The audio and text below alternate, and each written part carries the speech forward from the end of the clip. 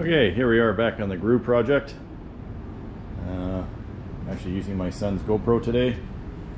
He is kind enough to lend it to me because my cell phone is full of movies. So yeah, I've got everything glassed in, tabbed in for the transom on the plywood, double tabbing in the corners, and single tabbing in the bottom right now, just because the when the floor butts up against it, then that'll be tabbed into there as well, so it's more than strong. I've used 1 gallon of resin so far, just doing this transom, and with the bonding of the plywood and all that kind of stuff. I wasted a little bit, of course, but that's just the way she goes. So next I'm going to work on the stringers, and I'm going to start with the outside ones here first. With the middle one here, I'm going to have design a bilge well in here. But I thought if I got my outside ones done first, then I'll know the level. I use that laser level I got to get my level across, and then I know what the level is, and then I'll lay that in there, and I can do the splash well first, and then lay that last stringer in the middle up there. So that's how far I've gotten. Yeah, actually I forgot to mention that the last time I did fiberglassing, it really stunk. Like, it was fumey, but I'm not sure what it was I used the last time. It was quite a while ago. Obviously this epoxy resin doesn't have hardly any smell at all, so that's a blessing. Boy, I thought it'd have to be, you know, all skunked out in here and like stinking, but no, it's good. Yeah, also I wanted to say, speaking of my son who lent me this GoPro, check out his channel called Mad Cow Jeremy. He's got some pretty cool stuff on there, all kinds of different things. Stuff about local shops, stuff about, he has cerebral palsy. He talks a bit about that, how his struggles are with his life. He does very well for what he has full-time job, has a driver's license, all that sort of thing. But yeah, check out his channel, Mad Cow Jeremy, and yeah, and if give him a thumbs up, maybe subscribe to him, because he's always coming up with different things to do, anywhere from DIY stuff to verses in the Bible, or just helping people out. So yeah, check him out, Mad Cow Jeremy. Yeah, also like I say, I had to get some more resin today, and some hardener as well, and I also picked up some of the 406 adhesive filler, just for doing different things. And of course I got some more 403, and of course the resin and the hardener. I always get the slow hardener. It's that way just gives you more work time. And yesterday I also kind of patched. I had a split in the back of the splash well here. You can kind of see that line here. So I put a piece of fiberglass matting in behind there, just keep it so it stays solid.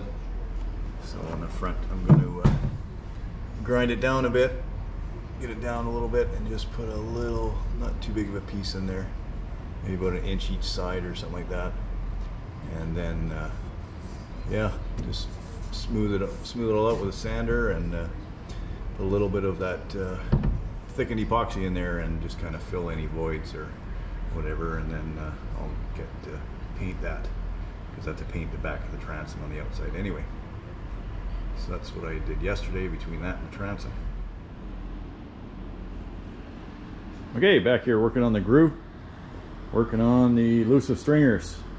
What a pain in the woohoo that was. I had no templates to go by, so about 8 million or so trips in and out of the boat, taking off a little bit here and a little bit there. And I took my laser level, which is this little gadget here, and it was pretty difficult to try to figure out how it was level, but anyway I managed to do it. And I just made some, you can see the red line kind of right there. So I just kind of lined everything up with these stringers here that I had, and just went from there. I did the 2 outside ones first, and then I just ran a piece of plywood or straight edge across to see if it would line up with the floor here. Make sure it was on the right level. There might be a little bit of shimming in the front there, might be a little bit high, but sometimes plywood is a little bit not perfect anyway, so but I probably have to shim a little bit off there. So just wanted to get them dry fitted and do the little tweaking. So I just got to do this one, just got to cut it down, and so it's the right height, and then I'm going to start to frame in my bilge well with fiberglassing. That'll be all fiberglassed in there, and then some holes for the drain ports for each side here, and some waterway holes kind of through here, so in case water gets in this side, it can drain into here and then into the bilge well, or into the hole here, and then I'll have a drain plug there I can pull out, and it'll drain into the bilge well if there's any water gets into there, or this hole here. Same on this side, I'll have another hole go through there, and yeah, that's how far I am. It's taken a lot of time to do that, but that's just the way things go. So like I said earlier, I said yeah, check out my son's channel, Mad Cow Jeremy. He does all kinds of things on his channel. He does pretty darn good. He's out here working on one of his trucks. There he is. That's the Mad Cow Jeremy. I'm sure he'll be making his own video on painting a tailgate. That's what he's going to be doing. I won't spoil it for you. Check out his channel, Mad Cow Jeremy. He's awesome. It's great. And thanks to him, woohoo, I got to use his GoPro. So if I'm using his GoPro, he can't use his GoPro, so he can't do any filming. So I'm going to stop right here, and I'll probably, it's after dinner already, so I'm getting kind of hungry. Tomorrow I'd like to start getting my thickened epoxy so they have a nice bed to lay in. So I'll run that all along here, make sure the boards are good, maybe rough cut out a hunk of plywood. Actually it'd be 2 pieces of plywood because it's more than 8 feet this way and that way. It's about another 14 inches past 8 feet, so about 9, just over 9 feet total. So I think I'm going to put the shortened piece or the joint piece up in the front, because we don't do a lot of standing or nothing around there. It's just where your feet go when you're sitting on the chair, so that should work out fine. Give it lots of strength back here.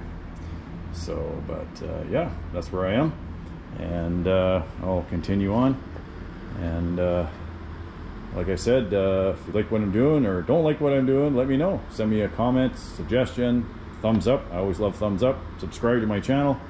I see already in the memories of the Groo with the fishing. I got lots and lots of views on that. I think over 50 already. So that's awesome. Thank you very much. And we'll get some more. I'm hoping to do some fishing this coming summer. Hopefully we're going to get a spring salmon opening. It's also a pink salmon year this year for the Fraser. So I'll be fishing off the mouth there and the infamous Groo. And I hope, as long as we get all this done, still got to put the motor on and all that other stuff. So get it all rigged up, and I got to join the splash well piece back to here, and that'll be something new to do. I researched it a bit, so I think I know what I'm going to do there. Get that all back on, and then I'm going to have to I think I'm going to put a gel coat on the back here, because I have to do a lot of sanding and stuff there. So I'm going to look into that. I'm going to do that fairly soon once I get the top back on, and then that'll be the next thing. And probably have to do a gel coat here too where this joins, obviously, because I have to sand back a bit. That's where my downrigger is mounted. So I'll have to make sure I make this really strong, because I don't want to have any problems here. So anyway, enough of that. I'll end the video here. I forgot to mention, that's my editor of all my videos. A huge thank you to him. Thank you very much, Mad Cow Jeremy, editor of the year. Thank you. Thumbs up.